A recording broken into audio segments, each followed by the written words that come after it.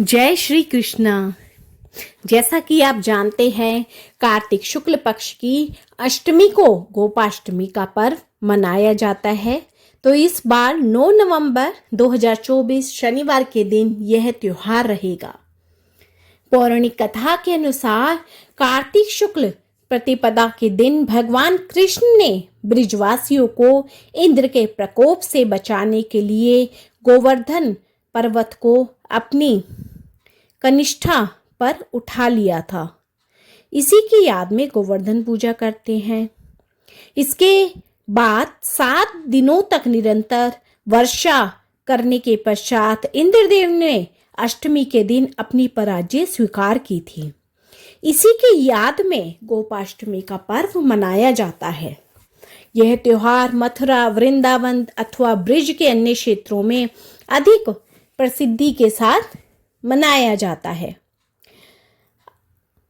अब हम जानेंगे कि गोपाष्टमी तिथि का प्रारंभ कब हो रहा है। तो अष्टमी तिथि का जो प्रारंभ है वो 8 नवंबर 2024 को दोपहर 11:56 से हो रहा है और इस तिथि का जो समापन है वो 9 नवंबर को रात्रि 10:45 पर है। तो उदया तिथि के हिसाब से 9 नवंबर को ही गोपाष्टमी का त्योहार मनाया जाएगा। अब हम जानेंगे कि गोपाष्टमी पर क्या किया जाता है। गोपाष्टमी पर गायों तथा उनके बछड़ों को सजाया जाता है, उनकी पूजा की जाती है। इसी के साथ ही गोवर्धन पर्वत की परिक्रमा और पूजा भी करते हैं। गायों तथा बछड़ों की पूजा करने की यह प्रथा महाराष्ट्र में गोवत्स द्वादशी के रूप में मनाई जाती है। हिंदू धर्मशास्त्र के अनुसार यह दिन भगवान श्री कृष्ण तथा गौ पूजन के लिए समर्पित है।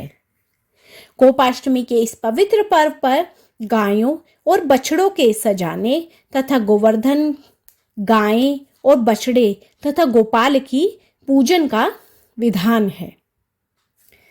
अब हम जानेंगे गोपाष्टमी का महत्व क्या है।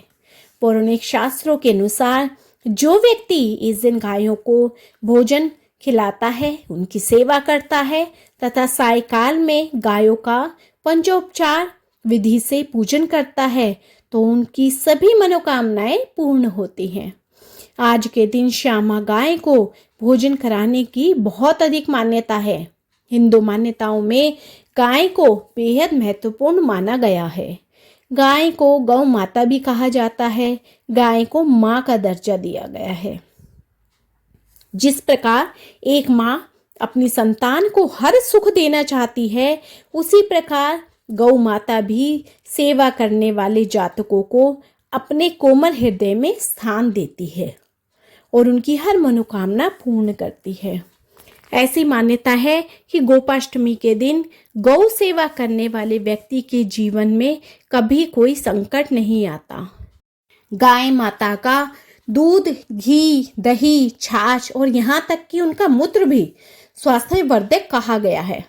पौराणिक कथाओं में यह व्याख्या है कि किस तरह भगवान कृष्ण ने अपनी बाल लीलाओं में गौ माता की सेवा की है। अतः यह त्योहार हमें याद दिलाता है कि हम गौ माता के ऋणी हैं और हमें उनका सम्मान और सेवा करनी चाहिए। अब हम जानेंगे गोपाष्टमी की पूजन विधि। कार्तिक शुक्ल अष्टमी के दिन प्रातःकाल में उठकर नित्य कर्म से निर्वृत्त होकर स्नान करें। प्रातःकाल में ही गायों को भी स्नान आदि कराकर गौ माता के अंग में मेहंदी, हल्दी, रंग के छापे आदि लगाकर सजाया जाता है। इस दिन बछड़े सहित गाय की पूजा करने का विधान है। प्रातःकाल में ही धूप, दीप, अक्षत, रोली, गुड़ आदि वस्त्र तथा जल से गाय का पूजन किया जाता है। धूप दीप से आरती उतारी जाती है।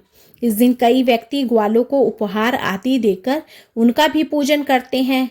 गायों को खूब सजाया जाता है। इसके बाद गाय को चारा आदि डालकर परिक्रमा करते हैं। परिक्रमा करने के बाद कुछ दूर तक गायों के साथ चलते हैं। सायकाल में गायों के जंगल से वापस लौटने पर उनके चरणों को धोकर तिलक लगाना चाहिए। अब हम करेंगे गोपाष्टमी की कथा। तो बोलो श्री कृष्ण भगवान की जय, गौ माता की जय। एक बार जब श्री कृष्ण 6 साल के थे तब वे अपनी माता से कहने लगे कि माँ, अब मैं बड़ा हो गया हूँ, इसलिए अब बछड़े चराने नहीं जाऊंगा, मैं गौ माता के साथ जाऊंगा। यशोदा ने ये बात नंद बाबा पर टालते हुए कहा कि अच्छा ठीक है, लेकिन एक बार बाबा से पूछ लो। तब भगवान कृष्ण नंद बाबा के पास गए और कहने लगे कि अब मैं बछड़े नहीं बल्कि गाय चराने जाऊंगा। नंद बाबा ने उन्हें समझाने की बहुत कोशिश की, लेकिन कृष्णा की हट के आगे उनकी एक न चली। फिर नंद बाबा ने कहा कि ठीक है, लेकिन पहले जाकर पंडित जी को बुला लाओ ताकि उनसे गौचारण के लिए शुभ मुहूर्त का पता लगा सकूं। बाल गोपाल दौड़ते हुए पंडित जी के पास पहुंचे और उनसे कहा कि पंडित जी, आपको नंद बाबा ने गौचारण का मुहूर्त देखने के लिए बुलाया है। साथ ही बाल गोपाल ने यह भी कहा कि आप गौचारण का जो शुभ मुहूर्त है वह आज का ही बताना, तो मैं आपको बहुत सारा माखन दूंगा। पंडित जी नंद बाबा के पास पहुंचे और पंचांग देखकर उसी दिन का समय गौचारण के लिए शुभ बता दिया और साथ में यह भी कहा कि आज के बाद से 1 साल तक गौचारण के लिए कोई अन्य शुभ मुहूर्त नहीं है। नंद बाबा ने बाल गोपाल को गौचारण की आज्ञा दे दी। भगवान उसी दिन से गाय चराने लगे। कहते हैं कि जिस दिन से बाल गोपाल ने गौचारण शुरू किया था उस दिन कार्तिक मास के शुक्ल पक्ष की अष्टमी थी।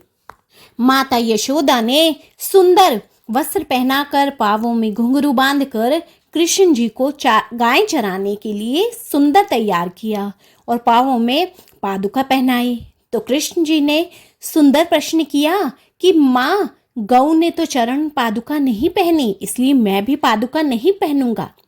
जब आप सब गायों के चरणों में पादुका पहनाओगी तभी मैं पादुका पहनूंगा। यह सुन माता यशोदा भी भाव विभोर हो गई।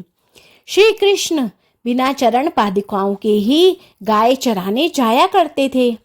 भगवान कृष्ण के जीवन में गायों का विशेष महत्व था। तो इसी दिन से कार्तिक शुक्ल पक्ष की अष्टमी तिथि से ही गोपाष्टमी का त्योहार मनाया जाने लगा। तो बोलो श्री कृष्ण भगवान की जय, गौ माता की जय।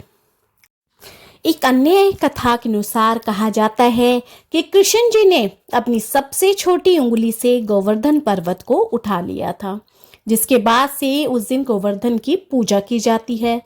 ब्रिज में इंद्र का प्रकोप इस तरह बरसा कि लगातार बारिश होती रही, जिससे बचाने के लिए श्री कृष्ण जी ने 7 दिन तक पर्वत को अपनी एक उंगली पर उठाए रखा था। गोपाष्टमी के दिन ही भगवान इंद्र ने अपनी हार स्वीकार की थी, जिसके बाद श्री कृष्ण ने गोवर्धन पर्वत नीचे रखा था। तो तभी से गोपाष्टमी का त्योहार मनाया जाने लगा। तो बोलो श्री कृष्ण कन्हैया की जय, बंसी बजैया की जय, गौ माता की जय।